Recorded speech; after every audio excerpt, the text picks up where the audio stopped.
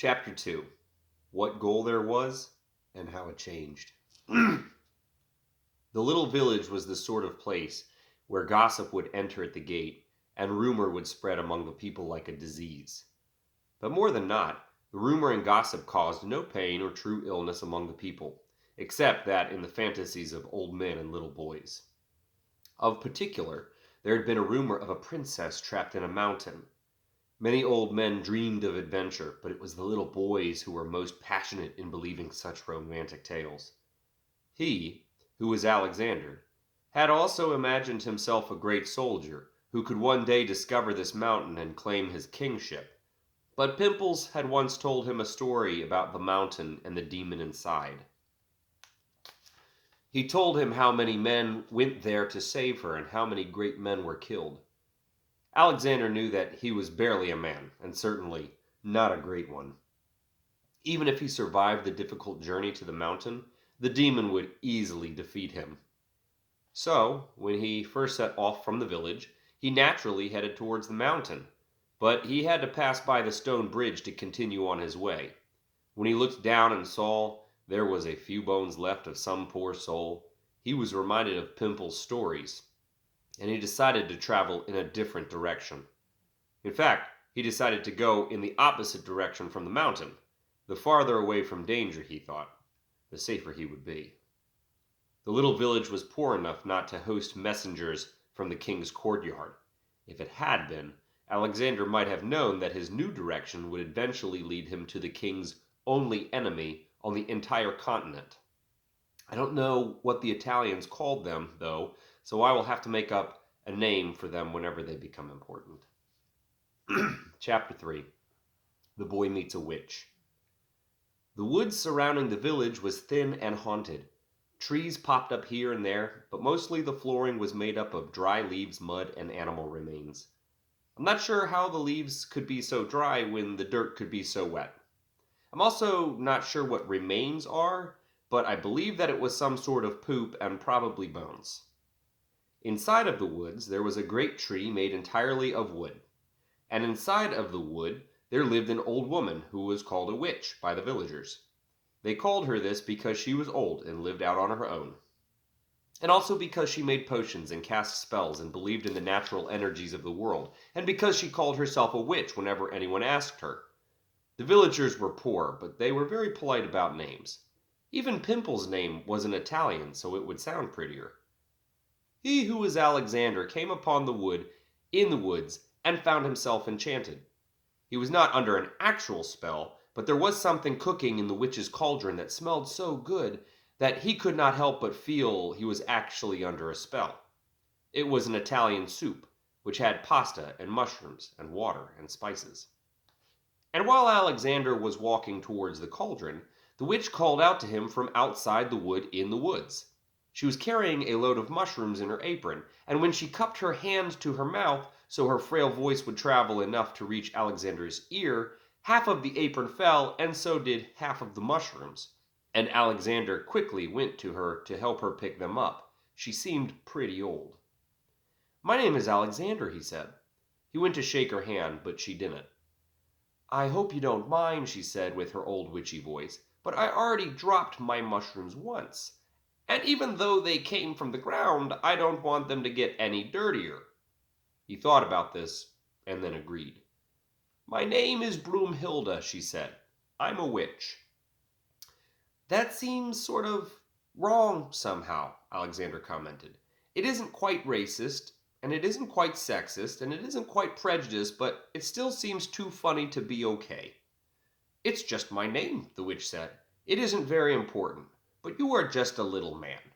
Where are you going and why are you alone?" "It's not important," he said.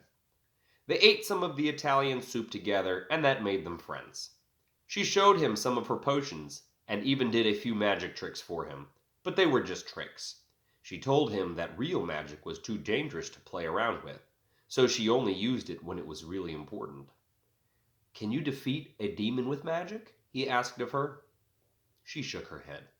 "Demons are magic," she taught him. "That would be like fighting fire with more fire." "Yeah," he agreed. "That doesn't make much sense at all." When he finally told her which direction he was heading in, she frowned. But, my boy, that is the direction of the king's only enemy on the entire continent, except that she said their real name, and I am still trying to think of what it was.